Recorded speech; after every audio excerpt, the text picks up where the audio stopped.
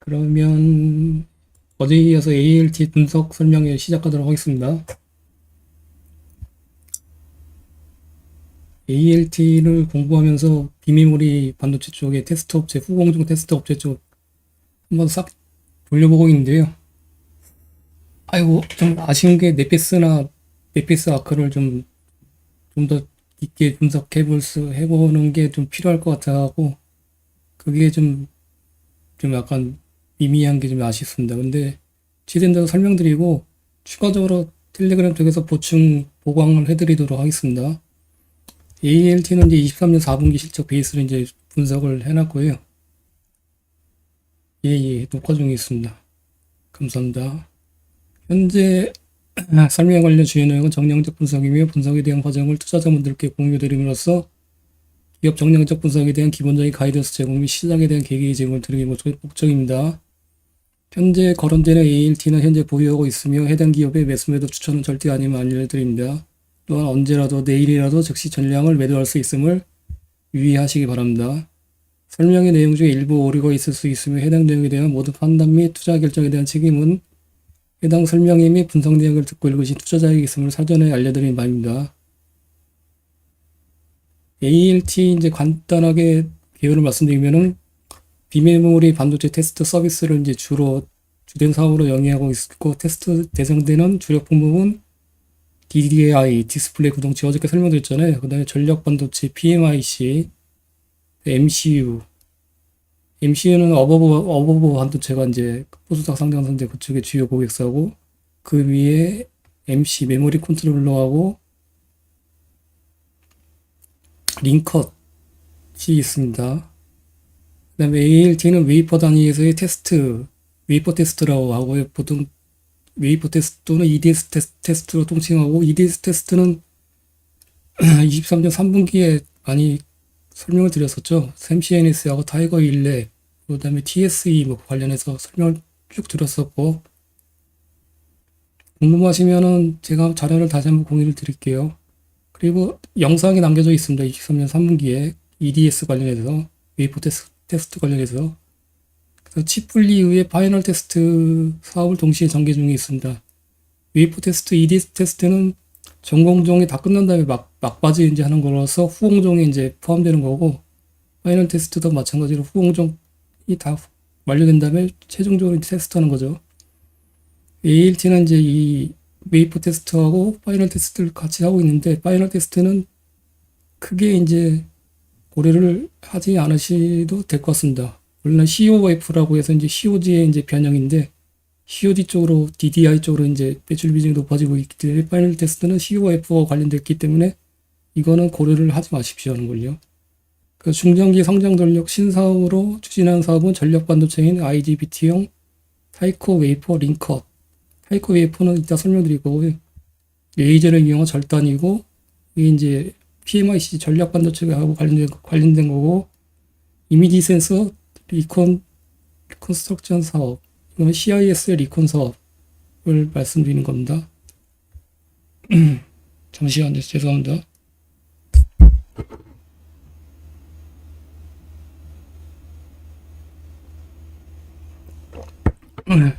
말이 너무 빠르나요? 좀 천천히 할까요?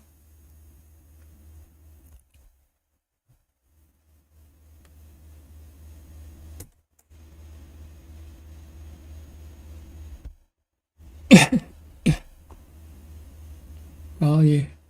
그래서 최근에 이제 MC, 메모리 컨트롤러 테스트 캐파를 급격히 확장 중에 있고, 매출의 대부분은 웨이퍼 테스트와 타이코 웨이퍼 링컷에서 발생 중에 있습니다. 웨이퍼 테스트 중에서 특히 DDI 쪽으로 해서 매출 비중이 가장 높습니다. 현재 후속으로 계속 설명드리도록 하겠습니다. 그다음에 23년도에 이제 23년 7월에 IPO로 했는데, 그때 이제 그 ALT의 프레젠테이션 IR 홍보 자료입니다. 보시면은 비메모리 중심의 성장, 다품종 소량 생산이라고 설명드렸었잖아요.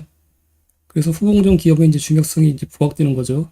칩 메이커는 이제 그 삼성전자하고 SK 하이닉스 말씀드린 거고, 다품종 소량 생산이기 때문에 해당되는 장비와 인력을 투입을 모두 하게 되면은 삼성전자하고 SK 하이닉스에서 감당이 안 됩니다. 그렇기 때문에 비메모리 쪽에는 특히 이렇게 DDR 이런 활용도가 높아지기 때문에 다수의 외주화를 시키고 있는 그런 트렌드가 정착되고 있다고 보시면 되시죠. 특히 이제 웨이퍼 테스트하고 패키징 쪽인데 최근에 이제 테스트 쪽으로 외주화를 확대를 추진하고 있습니다. 대표적인 게 이제 비메모리 후공정 웨이퍼 테스트 관련된 업체가 두산 테스트하고 LB 세미콘, ALT, 네페스 아크 그렇게 보시면 되실 것 같습니다. 후공정 이게 나왔는데 예전에 한번 많이 설명드렸었는데 처음 들으시는 분들은 좀 헷갈리실지 모르니까 간략하게 한번 설명드리도록 하겠습니다. 전공정은 이제 웨이퍼를 제조하고 회로를 생기는 공정을 의미하고 후공정이란 건 이제 패키징과 테스트를 전문적으로 하는 업체를 이제 오사트라고 합니다. 아웃소스드 세미컨덕터 어셈블리 테스트. 전공정, 후공정 이렇게 구분된다고 보시면 되시고 반도체 공정은 오사트 시장은 이제 파운드리라는 건 반도체 외주 생산이죠. 가공된 웨이퍼를 받아서 칩을 제품화하기 때문에 파운드리 업체를 통해서 위탁 생산되는 시스템 반도체 파운드리 산업 성장과 높은 영향성을 띠며 성계 성장했다. 그래서 시스템 반도체는 CPU, AP, GPU 이렇게 돼 있고 엔비디아의 그 H100이 이제 GPU잖아요. 그다음에 삼성의 엑시노스나 퀄컴의 스냅드래곤이 AP고 이렇게 보시면 되시고 반도체 칩 설계를 전문으로 하는 팹리스는 이제 반도체 칩 설계를 전문으로 하는 업체를 말하고 대표적인 게 엔비디아겠죠. 팹리스 외주를 받아서 생산만 담당하는 파운드리가 대표적인 게 이제 TSMC를 말씀드립니다. 그리고 후공정이란 거는 이제 경우는 이제 이런 패키징과 테스트를 전문적으로 하는 외주 업체를 말씀드립니다. 오사트라고 하고 그래서 ALT도 이제 오사트 업체에 포함되고 있고 근데 국내 이제 후공정 장비주들이 이제 많이 각광을 받았었잖아요. 근데 그것들은 후공정 오사트가 아니라 엄밀하게 따지면 오사트 업체에 장비를 납품하는 후공정 장비주들하고 보시면 되십니다. 한미 반도체나 뭐 많잖아요. 이오테크닉스나 그런 업체들. 그래서 국내에서는 오사트라고 하면은 뭐 대표적인 게 하나마이크론이나 네페이스 정도가 있는데 상당히 이제 그 해외 오사트 업체 AES나 앵커나 이런 업체들에 비해서 매출 규모나 글로벌 MS가 상당히 떨어지는 그래서 국내 이제 오사트 업체 같은 경우에는 좀 글로벌 과점 업체 대비 좀 약간 인지도가 많이 떨어지는 그런 현황을 보이고 있습니다. 그렇게 보시면 되실 것 같고 후공정 이제 모르시는 분들은 이해되셨나요? 후공정, 전공정, 후공정, 팹리스, 파운드리, 오사트 이렇게 이해하시면 되시고 오사트가 패키징과 테스트를 전문적으로 한다 이렇게 보시면 되십니다. 그래서 ALT는 오사트의 테스트를 전문적으로 하는 업체라고 보시면 되시죠.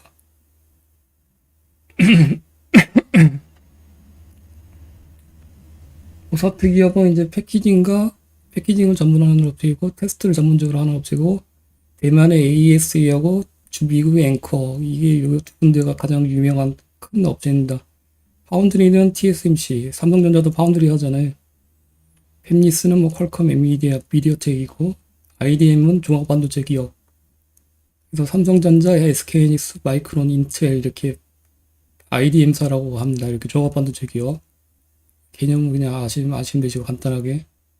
반도체 분류는 어저께 그 메모리하고 비메모리 간략하게 설명드렸었는데 메모리는 램과 롬 이렇게 나눠지고 대표적인 게 DDR4, 5, D램과 낸드 쪽 이렇게 두 개를 보시면 이 메모리 반도체라고 보시면 되시고 비메모리 반도체는 크게는 이제 CIS 관계별 소조하고 시스템 반도체가 분류됩니다. 그 CIS는 이제 이 시모스 이미지 센서에서 카메라 모듈 구동 칩이잖아요. 그래서 이렇게 나눠지고 시스템 반도체는 아날로그 로직 반도체를 하고 PMIC 전력 반도체 DDI 이렇게 AP 이렇게 이게 이제 다 이제 비메모리라고 보시면 되시죠. MCU 그리고 GPU가 이제 엔비디아의 이제 H100이죠.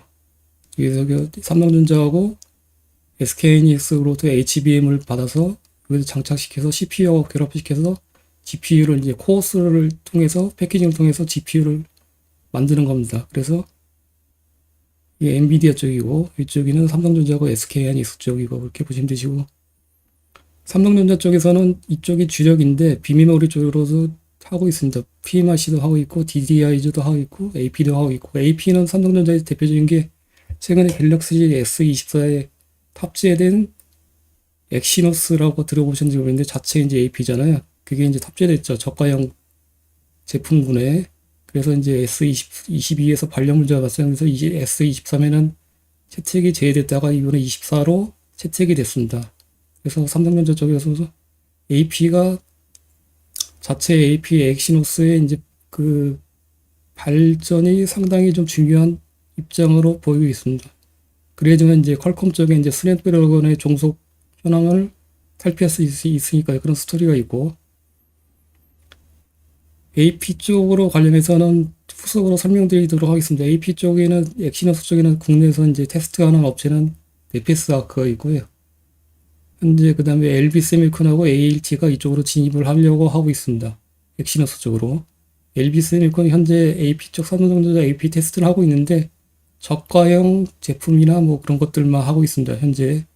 그래서 네페스 아크 관련해서 이제 지금 현재 뭐 재무 상태나 뭐 그런 것들이 네페스 그룹 자체적으로 되게 안 좋다고 말씀드렸잖아요. 그렇기 때문에 텔레그램에도 간단하게 공유 드렸지만은 개인적인 느낌, 생각, 추론으로는 삼성전자 쪽에서 네페스 쪽으로 물량을 좀 줄이고 있는 그런 추세가 보이는 것 같아요. 그래서 정확히 알려면은 네페스 쪽에 이제 매출 추이나 삼성전자향 매출 포지셔닝을 이렇게 분기별로 체크해서 공유 드리도록 하겠습니다.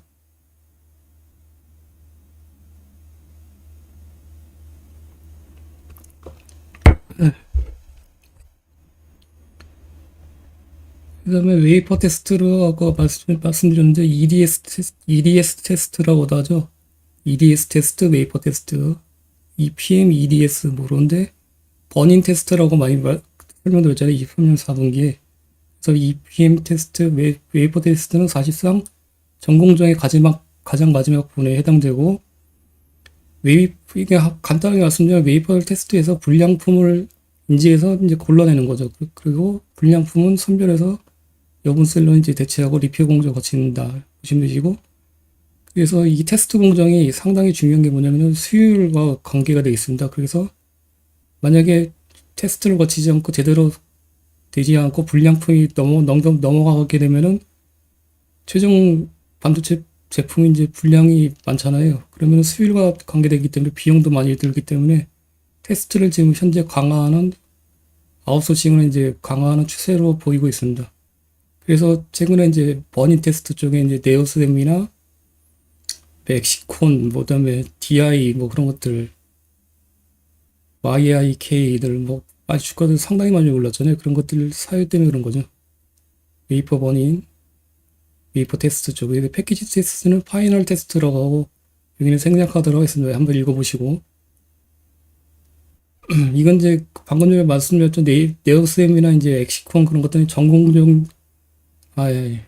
메모리 쪽에 이제 해당되는 웨이퍼 테스트 업체들이고요. 오늘 소개시켜드리는 ALT는 비메모리 쪽에 이제 해당되는 겁니다. 비메모리 쪽에.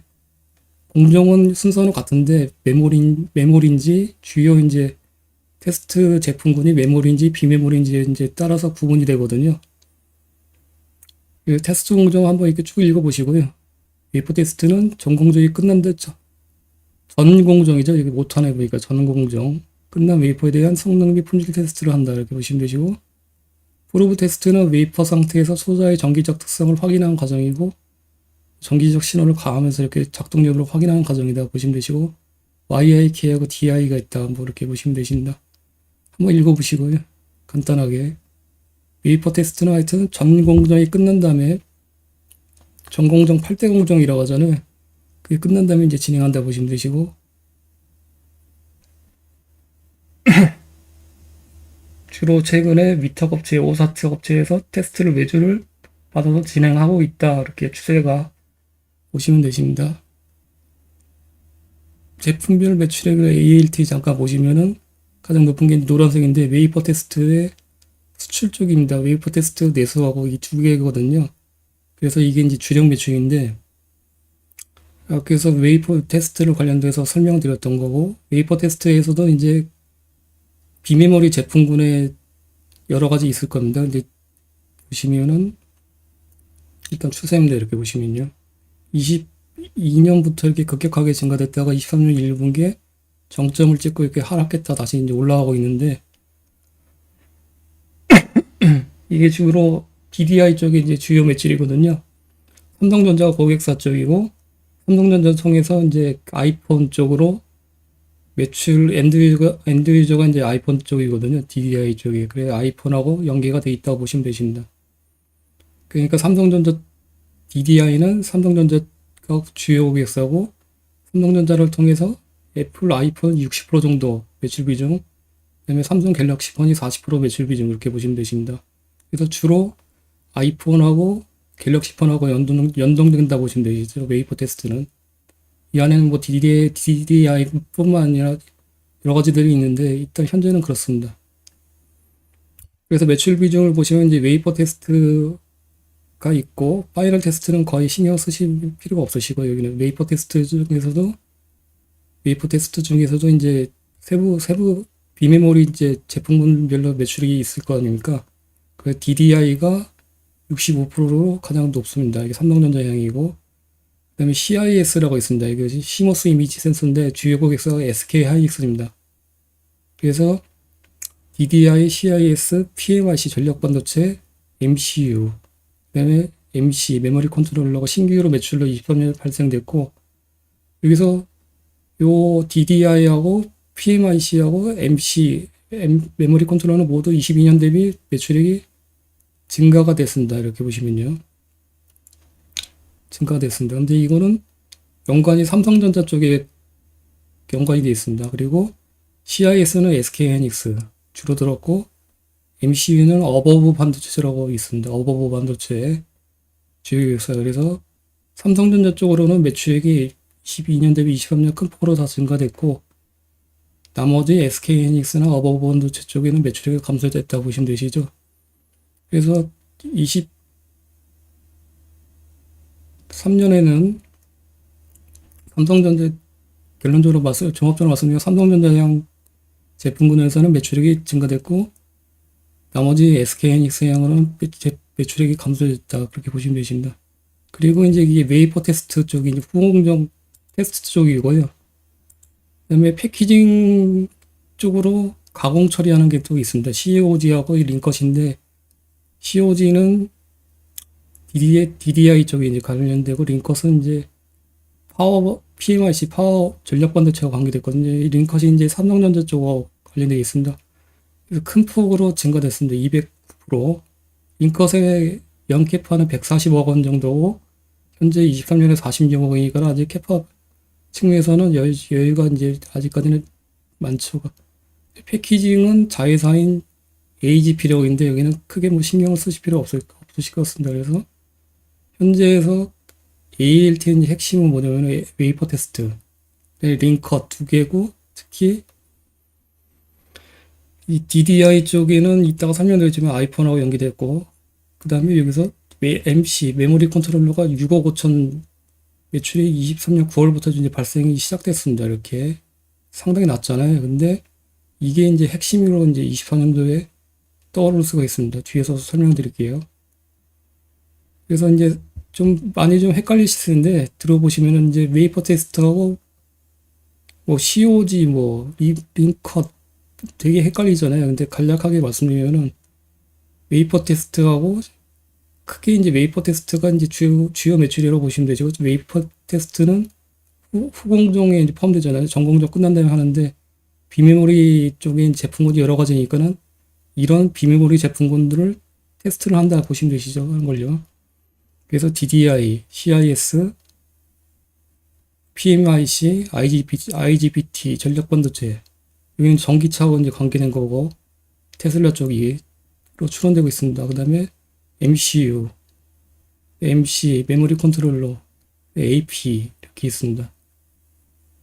현재는 AP 쪽에는 매출액이 전혀 발생되지 않고 있고, 이게 이제 비리 먹거리가 될 수도 있을 개연성이 있겠죠. 이제 설명드리고, COG하고 링컷은 이제 COG는 DDI 쪽에 이제 해당되고, 링컷은 이제 전력 반도체 패키징의 연결자에서 이렇게 보시면 되십니다. 이제 메모리 전 공정이 끝난 다음에 이제 후 공정에 이제 웨이퍼 테스트를 이렇게 진행하는데, 후 공정이 순서입니다. 웨이퍼 테스트를 하고 이렇게 이것들을 웨이퍼 테스트를 하고 다이싱 PMP를 합니다. 근데 여기서 웨이퍼 절단 및 양품 재배요. 그러니까 후 공정 패키징의 가공 처리 업을 이제 한다고 보시면 되시죠. 그래서 링컷이라는 거는 이제 파워 반도체의 웨이퍼 레이저 절단이고, 이거 뒤에서 자세히 설명드릴게요. COG하고 리콘, COG는 DDI 쪽이고, 이거는 크게 뭐 신경 안 쓰셔도 되실 것 같습니다. 리콘이라는 건 이제 CIS 쪽에, 이미지 센서 쪽이잖아요. 시모스 이미지 센서, 카메라 모듈 쪽에서 칩 불량 여부를 파악하는 신규 사업인데, 이것도 또 신규 매출 아이템으로서 이제 부각되고 있는 여건입니다. 현재 이게. 국내에는 테스트하고 리콘을 같이 이제 동시에 한 장소에서 할 수 있는 업체는 제가 알기로는 ALT 하나밖에 없는 걸로 알고 있습니다. 자회사 이제 AGP로 테스트 패키징을 하고 최종 파이널 테스트 하는데 이거하고 이거는 그냥 크게 신경 쓰실 필요 없을 것 같습니다. 보시면은 이제 DDI가 주력이잖아요. 주요 매출은 삼성전자 쪽이고, 여기서 애플 아이폰하고 연동된다고 보시면 되시고, 그 다음에 최근에 뜨고 있는 링컷 관련해서 특허를 갖고 있는 그 국내 특허를 갖고 있기 때문에 링컷은 ALT밖에 하지 못합니다. 근데 이거는 PMIC IGBT 쪽에서 연관되어 있고, ST 마이크로가 최종 고객사입니다. 여기 보시면요. IGBT는 이제 테슬라 쪽하고 연계될 수 있다고 말씀드렸는데, 관련된 기사를 일단 공유를 드릴게요. 이거 전력 반도체는 삼성전자 쪽에 삼성 파운드리가 고객사고, 삼성 파운드리 통해서 엔드 유저는 ST 마이크로고, ST 마이크로 IGBT는 어쩌면은 테슬라 쪽에 갈 수도 있다. 이렇게 추론이 가능합니다. 그래서 특허로 갖고 있고요. 국내에서는 링컷은 ALT밖에 가능하지 않다. 링컷에 대해서 설명드릴 거고, CIS는 현재 SK하이닉스 주요 고객사인데, 매출이 많이 SK하이닉스에서는 HBM 쪽으로 집중하기 때문에 CIS 쪽으로는 현재 그렇게 많이 확장을 하려는 의지가 없는 걸로 파악되고 있습니다. 그렇기 때문에 CIS는 삼성전자 쪽이 이제 주요 고객사를 이제 진입을 하려고 하고 있고요. 소니 쪽도 이제 컨택 중에 있고, 두 개가 미래의 히든 스토리가 될 수도 있을 것 같습니다. 근데 이거 불확실하죠, 현재. MCU는 뭐 크게 신경 쓰실 필요 없으실 것 같고,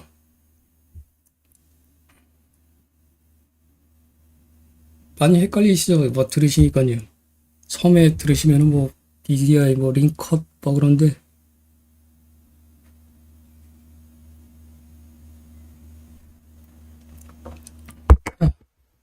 저도 공부하면서 좀 많이 헷갈리더라고요, 이거요.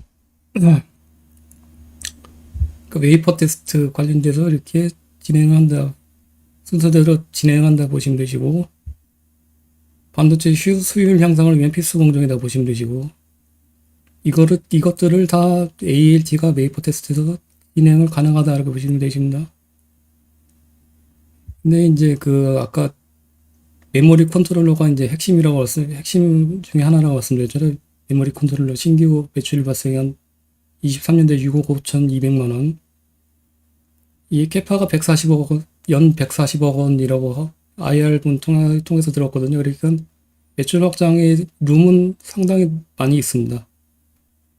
그래서 메모리 컨트롤러가 중요한 이유는 뭐냐면은, 메모리 컨트롤러는 일단은 간략하게 설명드리면은, 컴퓨터 시스템에서 중앙 처리 장치의 CPU와 메모리 간의 데이터 통신을 이제 관리하는 반도체 소재이고, 메모리 반도체의 작동을 돕지만은 비메모리 반도체로 분류가 되고 있습니다.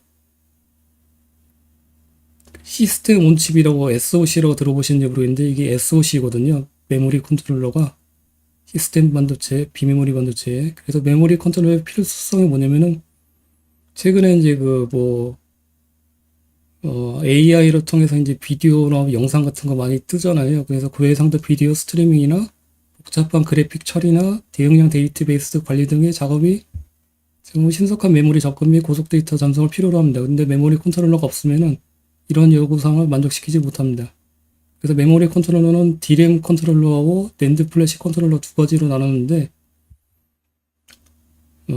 D램 컨트롤러와 낸드 컨트롤러는 각각의 메모리 유형에 특화된 제어 로직과 기능을 제공해야 되며 따라서 각 메모리 유형별로 D램하고 낸드 플래시 컨트롤러 별도의 컨트롤러가 필요가 있습니다. 삼성전자는 자체적으로 이제 메모리 컨트롤러를 내재화 시켰고요. 그래서 낸드 플래시 컨트롤러로 분류되는 제품 중에서 SSD 컨트롤러가 있고 이런 이제 역할을 하고 있고 ALT의 메모리 컨트롤러 테스트는 삼성전자 쪽에 스마트폰용 SSD 낸드 플래시용 컨트롤러하고 컨트롤러 테스트하는 이제 매출이 발생되고 있습니다. IR 담당부로 통화해서 확인했고 그래서 삼성전자 쪽에 낸드 쪽하고 낸드 플래시 쪽 컨트롤러하고 연계되어 있다고 보시면 되십니다. ALT가 이게 투자 설명서에 나와 있는 내용이고요.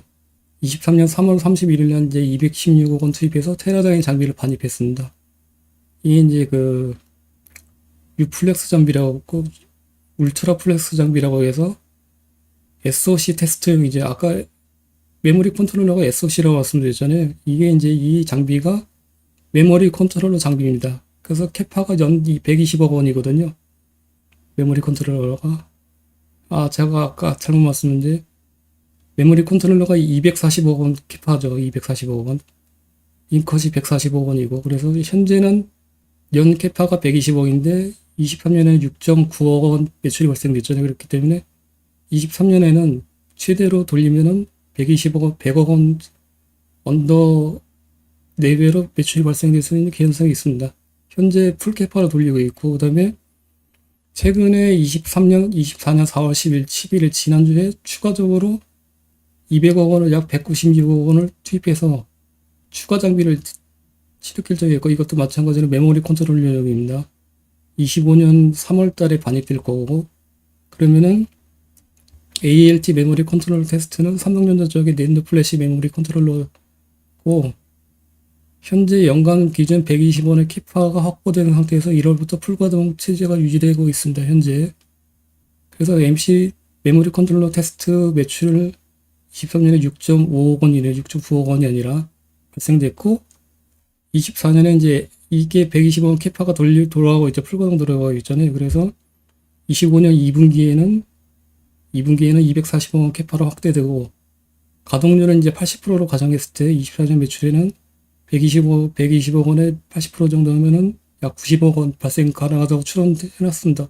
풀캐파 돌려가 있으니까요. 그러면은 YOY로 플러스 83억 원 여기서 MC 메모리 컨트롤러 매출에서만 발생될 수 있고 그러면은 23년에 총 매출액이 417억 원이었습니다. 그러면은 다른 것들 매출을 그대로 간다고 가정하에 이 메모리 컨트롤러 매출만 플러스 된 것만 해도 17.5%의 매출 증가 기여를 이제 추론이 가능하게 됩니다. 현재 갤럭시 S24에서 판매량이 잘 나오고 있잖아요. 그리고 이제 이게 기존에 없던 신규 매출이기 때문에 이렇게 캐파가 풀로 들어오고 있으면 이 정도는 나올 수 있지 않을까 조심스럽게 추론이 가능하고 있습니다. 그래서 이거 자체만으로도 일단은 이 정도 매출 증가 개연성이 있고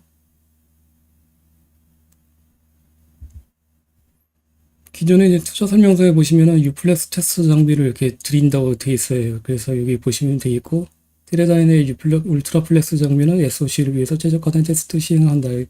그래서 메모리 컨트롤러 제품의 테스트를 가능한 제품이다 보시면 되십니다.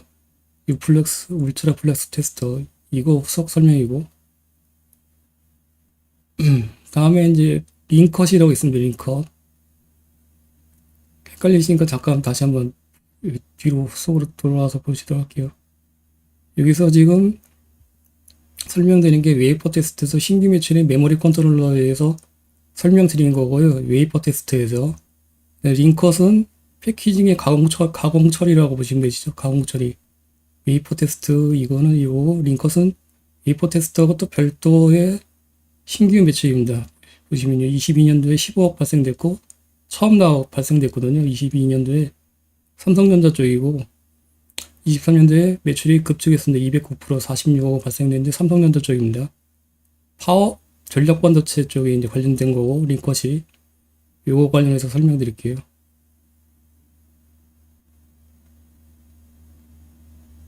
그래서 링컷은 이제 PMIC 전력 반도체의 IGBT라고 있습니다. 그래서 웨이퍼 테스트 및 국내 유일 링컷 기술을 턴키로 제공 가능합니다.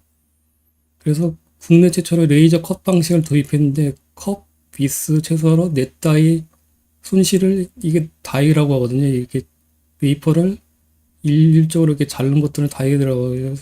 타이코 웨이퍼 테두리 전력 분리 솔루션. 이게 타이코 웨이퍼거든요. 그래서 웨이퍼 테두리 절단 분리 솔루션이 가능합니다. 레이저로 손상 없이. 이게 설명드리면은 조금 헷갈릴 수 있으신데, 타이코 웨이퍼 일단 PMIC부터 먼저 설명 간단하게 드리도록 하겠습니다. 이게 설명드릴 게 많네, 이게.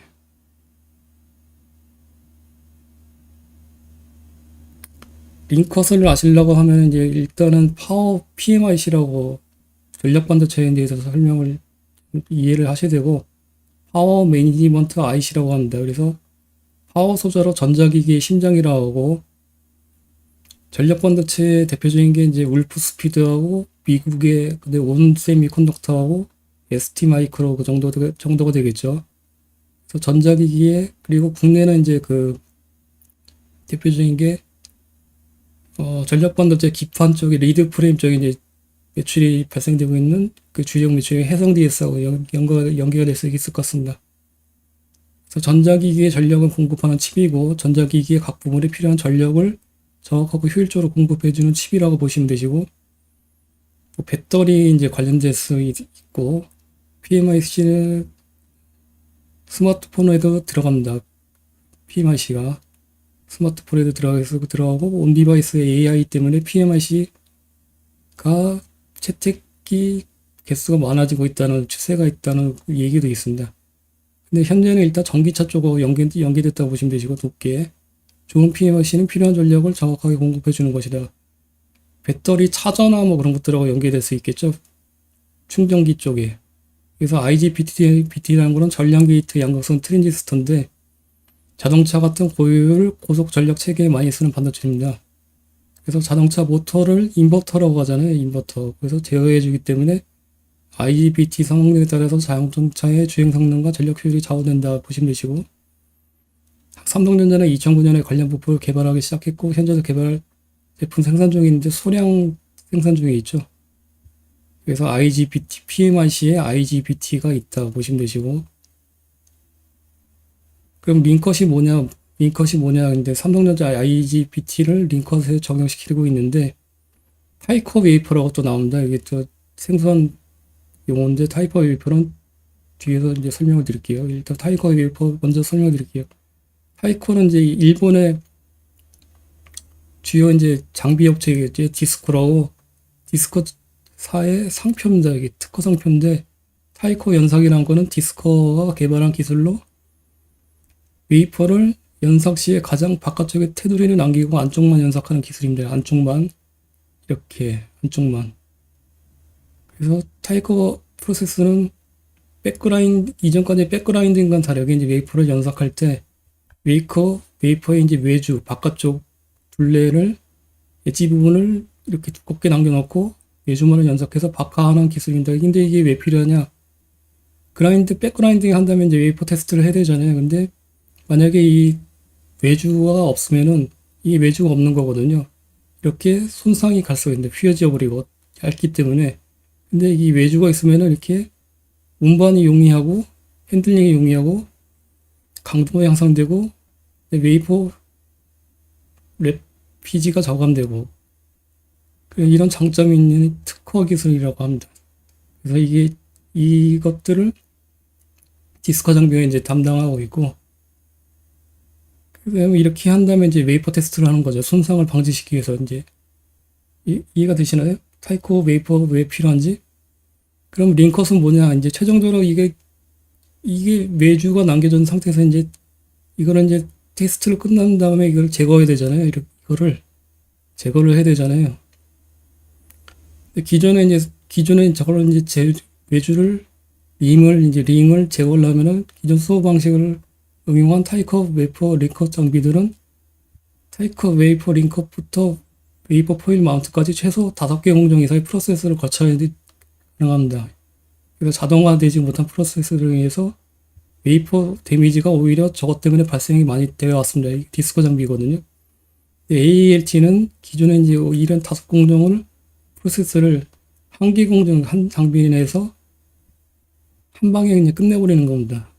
그래서 기존에는 이제 소우 방식으로 이렇게 했었는데 레이저 컷 방식을 작용해서 공정을 5공정에서 한 개 공정으로 단축시키고 레이저로 커팅을 하면서 손상을 최소화시키면서 양품 넷다이를 수량을 증가시켜서 칩 원가까지 낮추는 이제 효과가 발생되고 있습니다. 수율이 향상되는 거잖아요. 그래서 그게 이제 링컷이라고 합니다. 이제 전력 반도체 쪽에 SSC 반도체 쪽에 많이 적용되는 거고, 이건 타이코 반도체라고 하고 있습니다. 그래서 보시면은 링컷은 타이커의 A4에 적용이 성형되는 분야는 IGBT라고 불리는 반도체 소재하고, 최근 전기차, 자동차 전기 시장이 이제 확대 관련돼서 이쪽으로 필수적인 이쪽에 이제 적용이 많이 되고 있고, 최근에 23년도에 테슬라 쪽에 전력 반도체 IGBT 채택이라는 이제 기사가 있는데, IGBT가 대표적인 전력 반도체가 SiC잖아요. 이거보다 단가가 저렴합니다. 그래서 스위칭 속도는 개선해야 되지만은 테슬라가 생산 비용을 줄이기 위해서 뭐 라이다나 그런 것들 별로 사용을 안 하잖아요. 그런 거와 마찬가지로 최근에는 또 원통형 배터리 채택하고 LFP 배터리를 채택하는 이제 테슬라가 또 비용을 줄이기 위해서 상당한 노력을 하고 있습니다. 그런데 그 중에서 하나가 이제 IGBT 채택인데, IGBT 채택. 그래서 IGBT를 대폭 교체하고도 전망하고 있고, 글로벌 전기차 1위 테슬라 운종에 따라서 후보주자도 뒤를 잇는다는 분석이 나오고 있습니다.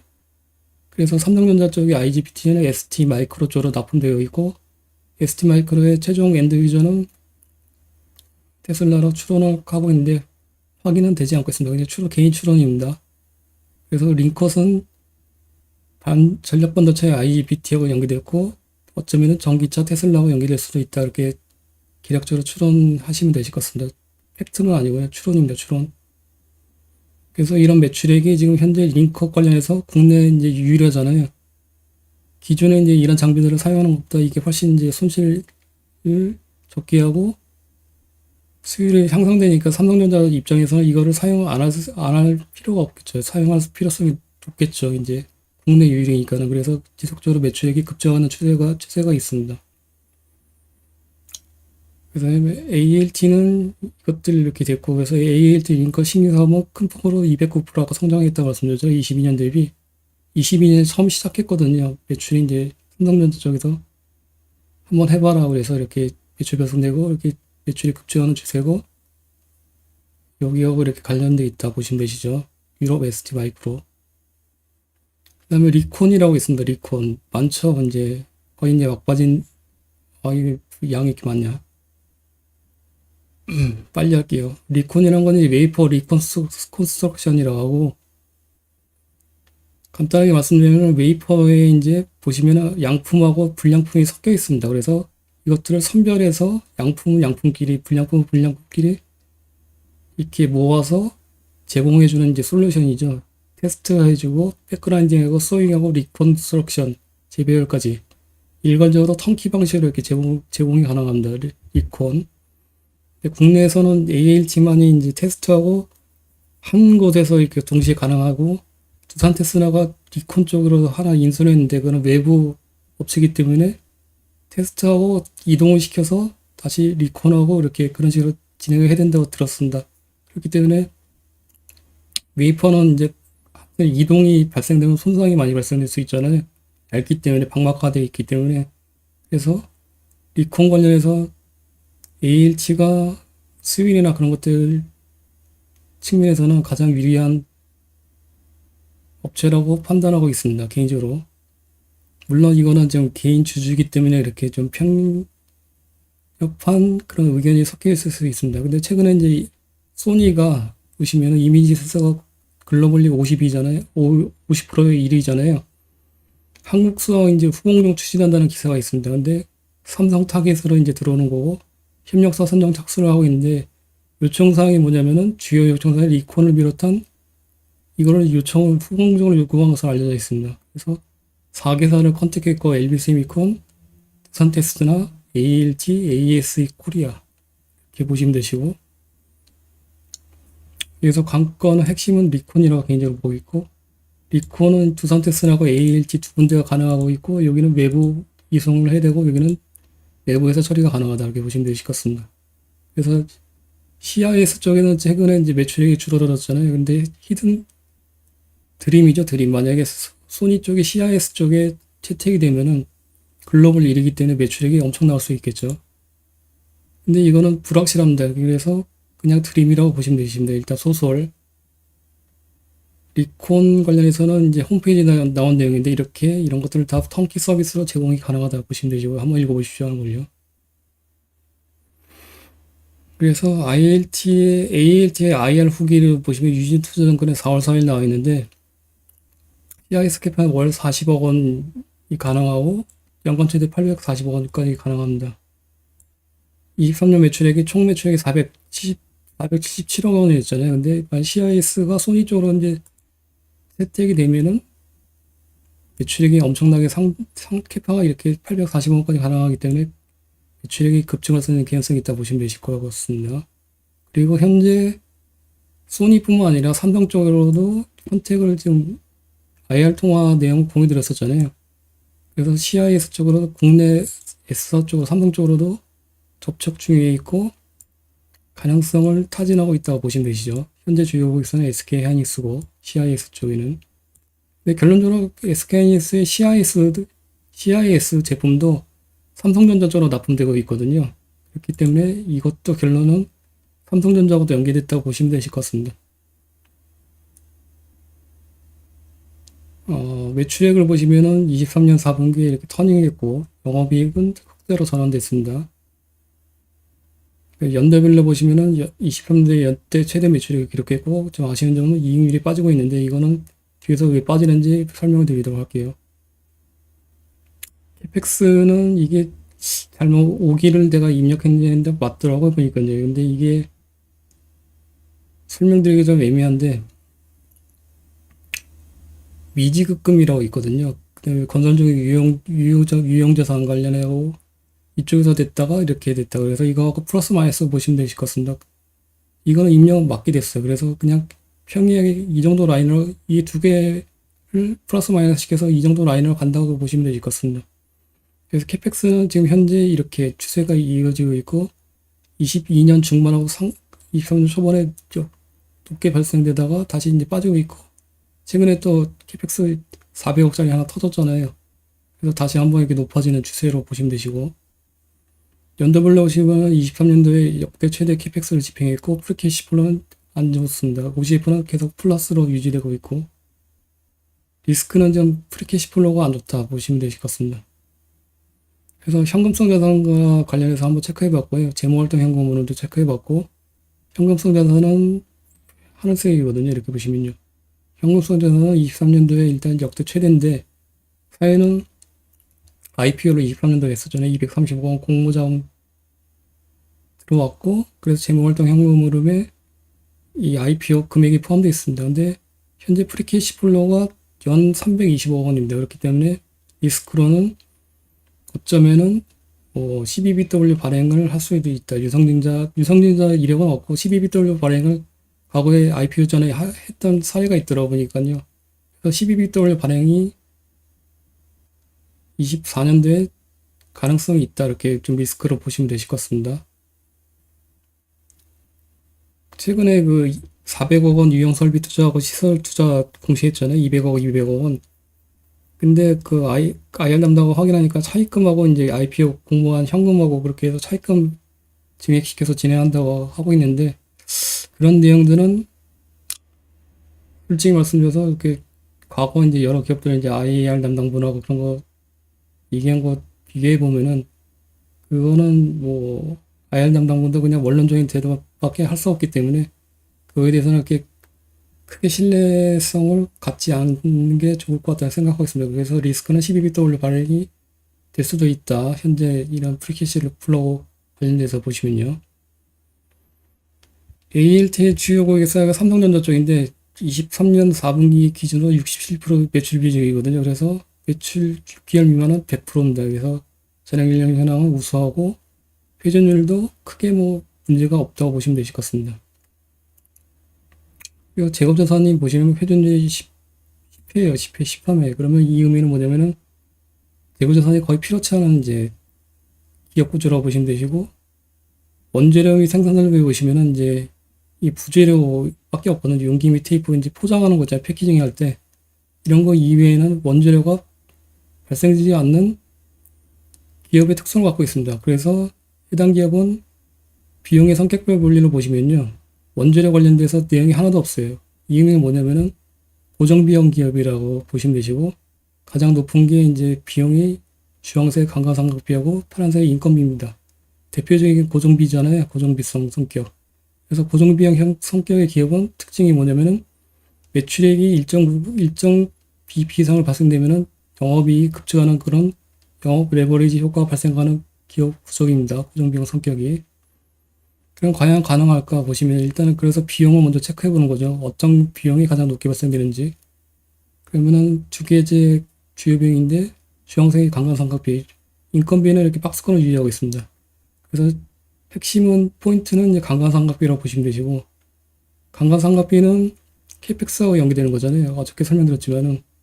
그래서 캐펙스가 발생되면 레깅돼서 감가상각비가 후속으로 높게 발생되는 연계성이 있습니다. 그래서 캐펙스하고 이제 감가상각비하고 같이 이제 추세를 비교해 보고, 연도별로 보시면은 캐펙스가 이렇게 상승 추세고, 이 레깅돼서 감가상각비는 상승 추세인데, 그래서 이번에 또 400억 원 투입했잖아요. 그렇기 때문에 캐펙스를 24년도에 잔금을 24년도에 하반기에 집행한다고 하더라고요. 중도금하고 선수금은 지급을 했고 이제 벌써. 그래서 캐펙스가 이제 24년 하반기에 또 많이 올라갈 수 있는 개연성이 있는데, 그러면은 감가상각비는 이렇게 추세적으로 계속 또 올라갈 수 있는 개연성이 있다 보시면 되시고, 그렇다면은 감가상각비하고 매출액을 이제 비교해 보면은 ALT 매출액 추이입니다. 이렇게 보시면요. 업황이 이제 좀 안 좋아졌다가 다시 이제 터닝하는 추세인데, 매출액 대비 감가상각비 비중은 매출액이 높아지면 당연히 감가상각비 비중이 낮아지겠죠. 이게 영업 레버리지 효과예요. 현재는 41.3% 추이익을 보실 수 있고, 매출액이 높아지면은 감가상각비는 고정이 높아지게 되지만 매출액과 비교해 봤을 때는 상승률이 미미합니다. 그래서 고정비용 성격이라고 보시면 되시잖아요. 이게 이렇게. 근데 매출액이 급증하게 되면 이 갭 차이가 마진입니다. 마진. 그래서 이게 영업 레버리지 효과고, 영업이익과 매출액을 보시면은 매출이 급증하게 되면은 영업이익이 급증하는 고정비용 효과를 보실 수가 있으십니다. 그래서 결국에는 관건은 매출의 확장은 이익의 급증이라 보시면 되시고, 프리캐시 플로우 같은 경우에도 만약에 매출만 확장이 되면은, 매출이 확장되면은 프리캐시 플로우도 캐펙스를 커버하는 OCF가 높게 발생될 수 있기 때문에 프리캐시 플로우도 플러스로 들어설 수 있는 개연성이 있다고 보시면 되실 것 같습니다. 관건은 매출 확장인데, 매출 확장 다 치우고 매출 확장에서 포인트를 맞춰 하는 것이 가장 좋을 것 같아요. 현재. 그런데 지금 보시면은 이게 이제 IR 자료거든요. 23년도에 고객사 A사가 삼성전자 쪽이거든요. 그런데 분기별 매출 추이가 보시면은 22년도에 급증했습니다. 21년도에는 9억 4천밖에 발생되지 않았는데 삼성전자 쪽으로 22년에 갑자기 140억 원이 발생됐어요. 주요사는 웨이퍼 테스트의 DDI 쪽하고 IGBT, PMIC 쪽에 이게 두 개가 매출이 신규로 삼성전자 쪽으로 이제 발생되는 거거든요. 이전까지는 이것밖에 없었어요. 거의 뭐 5% 미만이거든요. 근데 이때부터 삼성전자 쪽으로 매출 비중이 급증하게 됩니다. 사연은 이거고, 분기별 매출 추이고, 이거를 한번 그려봤습니다. 그래서 22년 이전까지는 뭐 21년 3분기 이전에는 매출액이 제로였었고, 22년 2분기부터 급증하게 되고 매출 비중이 최근에 67.7%까지 올라왔습니다. 그러니까 신규 매출이죠. 신규 매출. DDI나 링컷이나 그다음에 메모리 컨트롤러 쪽으로 해서 이렇게 발생되고, 그런데 이제 그 비메모리 쪽에 테스트 업체 여러 회사가 있잖아요. 그러니까 주력은 이제 ALT가 현재 DDI 쪽이잖아요. DDI 쪽하고 PMIC 쪽 두 개인데 N사하고 이제 사업 범위가 겹칩니다. 보죠. N사는 네페스 아크고 DDI 쪽은 네페스 쪽으로 통해서 삼성전자양 쪽으로 이제 매출 비율이 높고 PMIC는 네페스 아크는 이제 미국 쪽의 퀄컴 쪽으로 이제 F5 PLP 쪽으로 해서 PMIC 쪽은 삼성전자 쪽은 ALT와는 관계가 없고 이제 DDI가 관건이죠. 그리고 이 D사는 두산테스는 DDI 쪽이 없고 CIS가 주력이고 L사는 이게 LB세미콘, 여기 DDI 쪽 테스트는 없고 DDI 펌핑 쪽에만 하고 있습니다. 그래서 엄밀히 말하면 LB세미콘은 테스트 업체라고 보기에는 좀 어렵습니다. 왜냐면은 DDI 쪽 펌핑 쪽으로 매출 비중이 60%이기 때문에 여기도 CIS가 있는데 CIS는 최근에 이제 삼성전자 쪽으로 납품을 시작했고 22년도부터 CIS 고가형인 엑시노스 쪽이 아니라 저가형인 CIS 쪽 AP 쪽이죠. CIS 삼성전자 쪽입니다. 이 AP 쪽에도 테스트가 있고 삼성전자 쪽이 발생되어 있고 DDI 쪽이 주력인데 두 군데가 있습니다. 네페스 아크하고 GM 테스트. 이게 비상장사고 근데 네페스 아크를 매출액을 체크해 보니까는 네페스 아크의 최대 매출 고객사는 네페스입니다. 모기업이고 네페스의 최대 고객사는 삼성전자 쪽이 매출 비율이 60%니까는 네페스 아크의 매출액은 삼성전자의 매출액이라고 계략적으로 보시면 되실 것 같습니다. 근데 22년부터 이게 보시면 ALT 매출이 급증했잖아요. 근데 네페스 아크의 매출액은 이렇게 감소하는 추세를 보이고 있고 그래서 이거는 좀 의미하는 바가 좀 유의미하다 개인적으로 판단하고 있고 좀 더 딥하게 이제 분석을 해서 공유를 드리도록 하겠습니다. 근데 23년 4분기에는 이렇게 같이 이제 네페스 아크도 증가됐잖아요. 사유는 뭐냐면은 네페스 아크는 원래는 과거에는 전력 반도체 쪽이 이제 가장 매출 비중이 높았었는데 퀄컴 쪽으로 이해하고 있어요. 틀릴 수가 있습니다. 근데 23년 4분기에 AP 테스트도 하고 있거든요. 근데 AP 테스트가 매출 비중이 23년 4분기에 40%로 가장 높게 됐어요. 그건 사유는 뭐냐면은 삼성전자 쪽에 갤럭시 S24에 엑시노스가 채택이 됐잖아요. 그것 때문에 그렇습니다. 근데 그 이전까지는 추세는 꺾이고 있었다고 보시면 되시고 AP 테스트 때문에 이렇게 반등을 했다 보시면 되실 것 같습니다. 그래서 추세를 보시면 이거는 제외시키고 이전까지 추세를 보시면 같이 비교를 해보신 것이 유의미하다고 판단하고 있습니다. 그리고 이제 그 애플 아이폰 16이 이제 온 디바이스 인공지능 AI 기능을 탑재해서 가을에 이제 출시된다고 하고 있는데 이거를 기사를 공유를 드린 이유는 ALT의 DDI 웨이퍼 테스트가 이제 아이폰 쪽과 관계됐잖아요. 그렇기 때문에 가을쯤에 이게 출시가 되면은 매출액이 다시 한번 점프할 수 있는 개연성이 있다고 보실 필요성이 있을 것 같습니다. 그래서 공유를 드린 거고 ALT를 정리를 한번 해봤습니다. 그래서 기존 주력이 이제 웨이퍼 테스트인데 거기서 DDI 쪽에 삼성전자 쪽으로 납품해서 거기서 애플 아이폰 쪽은 60%, 삼성전자 향이 40%, 아이패드하고는 관계가 없고요. 링컷은 삼성전자 쪽에 여기 이제 22년부터 매출이 시작했거든요. 신규 매출이 발생 시작했고 링컷은 마찬가지로 22년부터 삼성전자 신규 매출이 발생되어 있습니다. 그래서 전력 반도체 IGBT가 연계되고 주력 ST 마이크론의 양이고 최종 엔드 유저는 여기는 어쩌면 테슬라일 수도 있을 수 있습니다. 이거는 뭐 팩트는 아니고 신규 메모리 컨트롤러가 이제 23년도에 6.3억 발생됐잖아요. 현재 125원 캐파잖아요. 스마트폰 낸드 플래시 쪽 관련되고 메모리 컨트롤러하고 최근에 낸드 플래시 여건이 급격히 터닝 중에 있습니다. 그래서 여건은 괜찮지 않을까 판단하고 있습니다. 그래서 23년도에 삼성전자 신규 매출 발생이 시작됐고 9월 초부터 그래서 이게 업자면은 1분기 실적을 봐야 되지만은 만약 1분기 실적에서 만약에 높은 매출이 발생되기 시작하면은 추론대로 한 90억 정도는 매출이 발생 추가로 될 수 있지 않을까 판단하고 있습니다. 23년 대비 17% 정도 매출 증가 개연성이 있겠죠. 이거 하나만으로.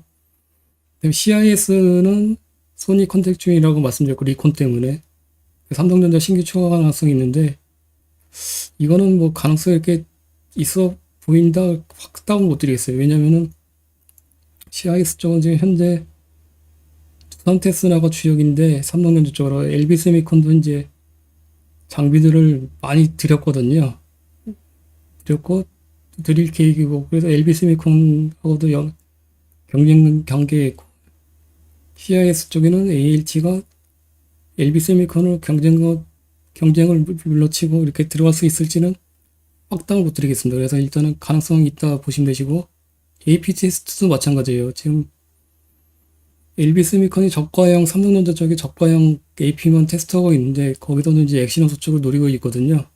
퀄테스트 진행 중에 있다고 하니까는 근데 여기는 현재 AP 테스트는 삼성전자 신규 추가 가능성인데 장비 개발 중에 있고 퀄테스트도 아직 시작을 못했어요. 그렇기 때문에 이 두 개는 아직까지는 그냥 드림이다 보시면 되시고 관건은 이제 여기하고 여기 이렇게 보시면 되시죠.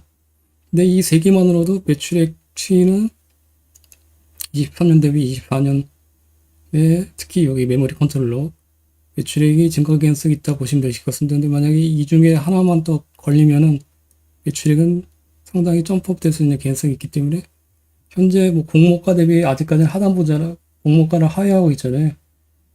주가는 뭐 이렇게 보시면은 24년대 YT로 144개사의 반도체 기업 중에서 112 정도 하고 있습니다. 그래서 YTD로 아직까지 마이너스예요.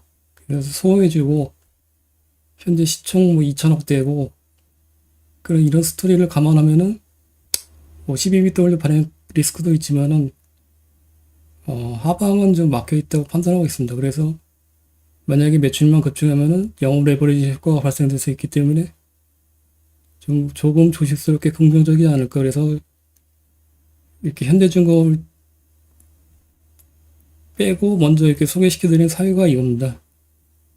딱 1시간 걸렸네요. 아이고 힘들다. 뭐 질문사항 있으십니까?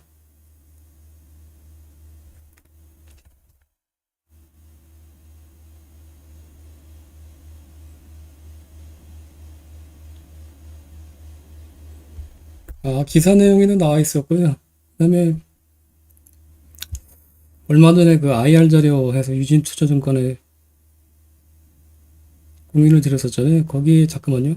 잠깐 보실까요? 리포트. 아이고. 잠깐만요.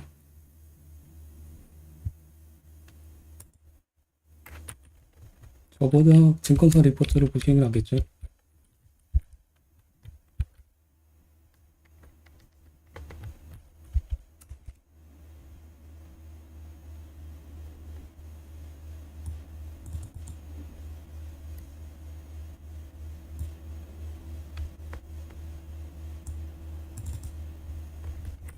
ALT 유진투자증권 4월 4일에 발행한 리포트고 여기 보시면은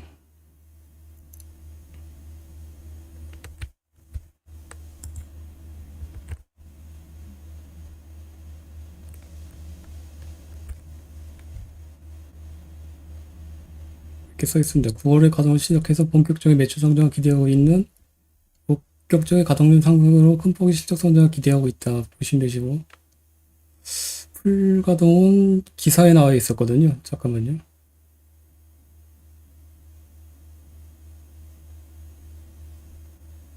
MC 매출이 크게 증가할 것으로 판단하고 있다.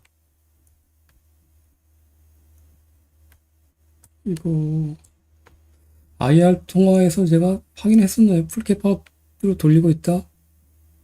기억으로는 풀캐파 돌리고 있다 이렇게 기억하거든요. IR 통화를 한번 다시 한번 확인해 보시고요. 그다음에 최근에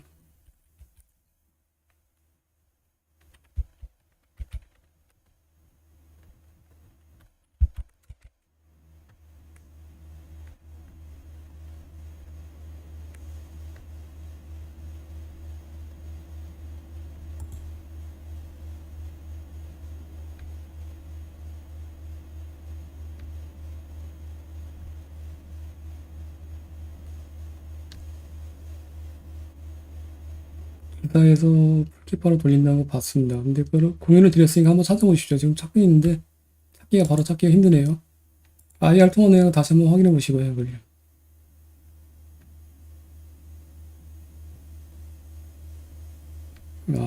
DDI는 신규 매출이잖아요. 22년부터 이제 삼성 쪽으로 이제 납품 시작한 거고, 원래 삼성전자 쪽에서 DDI 쪽에 매출이 기존에 발생되고 있었는데, ALT 입장에서 신규로 매출이 발생되는 거죠, 이제, 현재.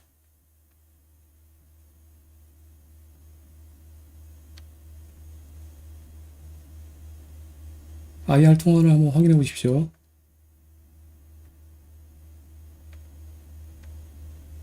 네. 기존의 삼성전자 입장에서는 아이폰 쪽에 DDI가 매출이 발생되고 있었는데, ALT 입장에서는 신규로 매출이 발생하고 있다 보시면 되십니다. 신규로. 22년부터 해서.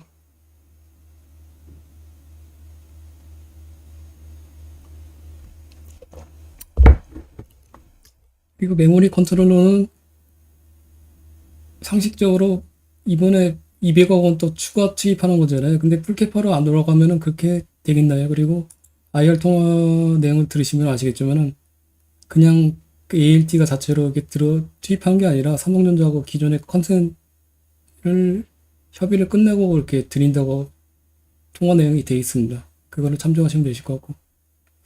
이렇게 되면 너무 긍정적으로 계속 말씀드린 것 같아갖고,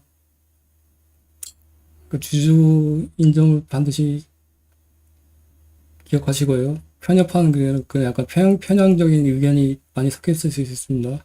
그리고 이렇다 하더라도 내일이라도 당장 매도할 수 있어요, 전량. 그러니까 그거를 판단 스스로 하시기 바랍니다. 자, 그냥 질문 더 이상 안 받도록 하겠습니다. 질문하시면은 저는 긍정적으로 답변할 수밖에 없기 때문에, 주주기 때문에 이상으로 마치도록 하고, 이런 게 정성적인 내용들은 질문은 IR 통화를 직접 하시던가 아니면 기사 내용을 확인하시고요. 재무제표 관련해서 질문사항을 받도록 하겠습니다. 재무제표. 정성적인 내용은 질문 안 받도록 할게요. 오해의 소지가 있기 때문에. 정량적인 내용만 질문해 주십시오.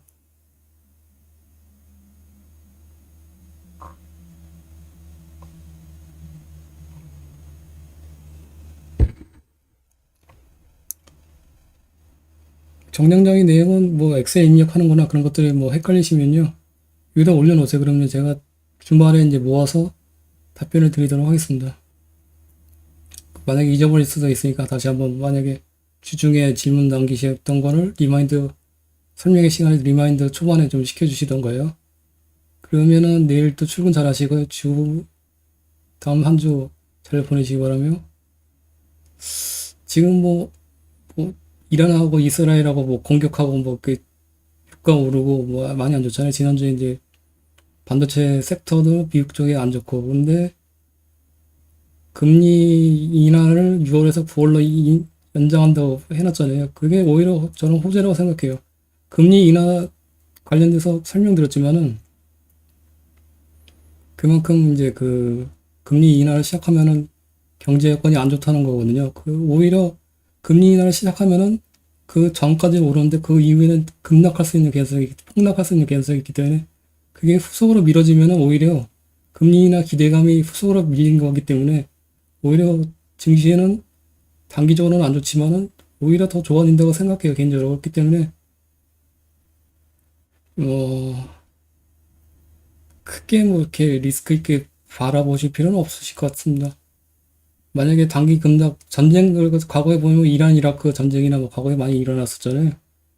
전쟁 이슈는 증시는 단기 급락을 발생시킬 수 있는데 장기적으로 영향을 주었던 사례는 거의 없습니다. 그렇기 때문에 전쟁 이슈는 크게 이렇게 리스크 사항을 고려를 안 하셔도 되실 것 같긴 합니다. 러시아가 우크라이나 전쟁 발생됐을 때는 증시 여건이 많이 안 원래는 하락될 수 있는 개연성이 있었잖아요. 그거가 연계됐는데, 현재는 상승 추세에 있기 때문에 그렇게 높게 저는 고려를 안 하고 있습니다. 이타 유동금융자산 100억 원인데, 그래요? 이거 좋네. 잠깐만요. 그 좋은 거죠, 그러면. 제가 빼먹었으니까. 현금 승자산이 많다는 거는. 잠깐 볼까요? 음,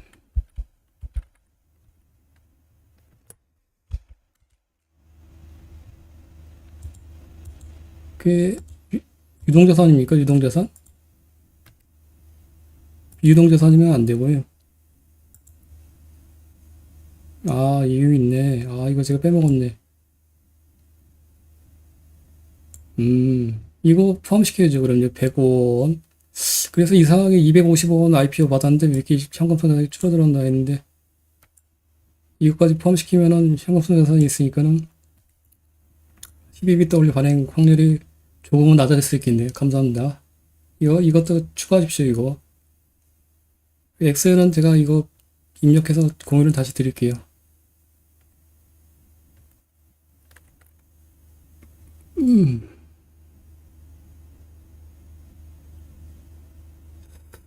그리고 최근에 반도체 쪽에 이제 관련된 기업들 보이는데 미연성사 한번 보십시오. 미연성사. 미연성사가 괜찮은 것 같아요. 미연성사는 아직 뭐 이렇게 매수나 한주도 보유하고 있지 않기 때문에 미연성사는 다사주 매입이나 소각 같은 거 많이 하는데 전자재료 있잖아요. 전자재료. 예. 잠깐 미연성사 잠깐 볼까요? 이게 책의 기업 분석 처음 공부에 이제 성장 전략의 시그널 찾자 이제 그 해당 기업이잖아요. 23년 4분기 실적 이렇게 보시면 이렇게 특이성이 없습니다. 평범한데 성장 전략의 시그널의 대표적인 게 뭐죠? 캐펙스잖아요. 캐펙스. 캐펙스를 23년 3분기에 역대 최대로 끌어올렸고 23년 4분기에 역대 최대 두 번째예요. 캐펙스를. 그러면서 프리캐시 플로는 플러스로 돌아섰어요. 그리고 전자재료가 있는데 이게 반도체 포토레지스트 원료잖아요. 동진 세미컴하고 그다음에 어디지 이거 다업 케미칼의 자회사 롬앤 내가 올려놓고도 까먹었는데 롬앤 하니스인가? 그 이제 전자재료 제품가가 23년 4분기 역대 최고로 찍었어요. 전자재료 제품가가 스프레드가 보시면은 원재료가는 계속 빠지고 있거든요. 23년 4분기에 제품가는 역대 최고예요. 갭이 스프레드 마진이 벌어지고 있고 현재. 그래서 이제 반도체 쪽에 이제 숨겨져 있는 이게 계속 제가 계속적으로 올려주고 있는데 한번 지켜보십시오. 그 전자재료 판매량도 이렇게 터닝하고 있고 현재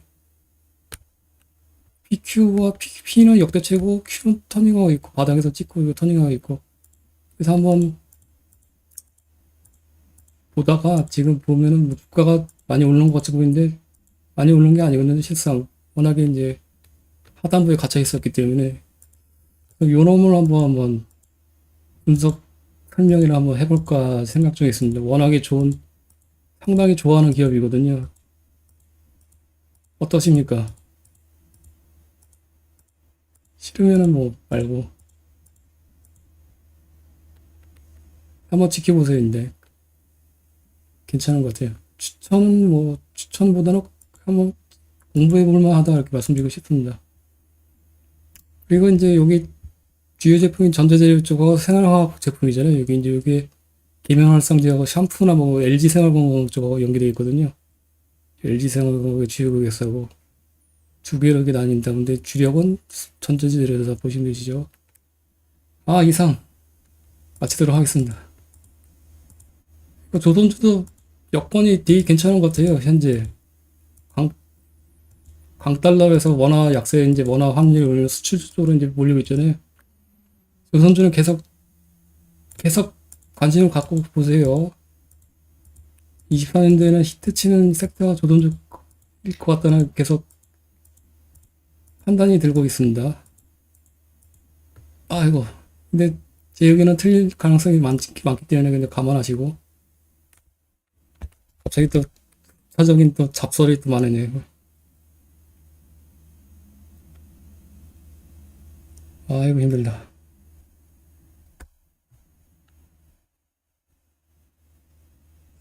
다음 주에는 어떤 기업을 할까? 그러면은 이제 아직 결정을 안 했는데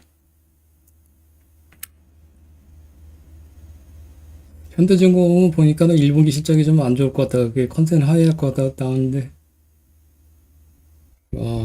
어떤 걸 할까? 세진중공업 할까? 세진중공업?